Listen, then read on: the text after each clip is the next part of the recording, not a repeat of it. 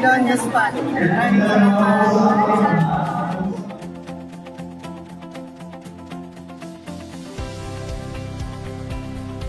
Nag-apply ako bilang ESL teacher, local dito lang sa application.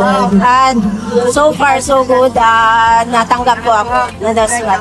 Galing po ako ng Kuwait, trabaho ako doon bilang baker sa loob ng 3 taon. Para sa akin, ito ay magandang opportunity sa mga katulad ko ng mga OFW na umuwi.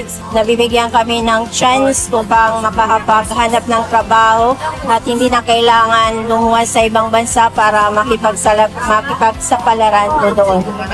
Maraming salamat po sa nag-organize ng event na ito. Sa pamahalan ko, salamat.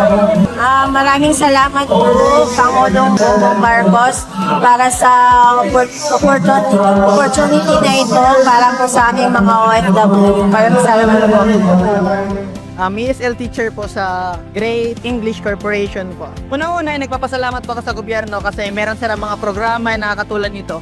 Malaking tulong po ito sa mga katulad ko na fresh graduate na naghahanap po ng trabaho at hindi lang po sa mga kagaya ko kundi din po sa mga OFW kagaya na kasabay ko kanina sa pag-apply. President, maraming salamat po sa tulong na ibinibigay niyo sa amin. Nagpapasalamat po ako sa mga programang ganito kasi bibigyan niyo po ng oportunidad yung mga kagaya namin na naghahanap ng trabaho at higit sa lahat po ay malaking tulong po ito sa lahat ng mamamayan na nangangailangan ng tulong pinansyal at saka trabaho na kung saan ay maibibigay nila yung kanilang buong pusong pagmamahal sa kanilang trabahong gustong applyan.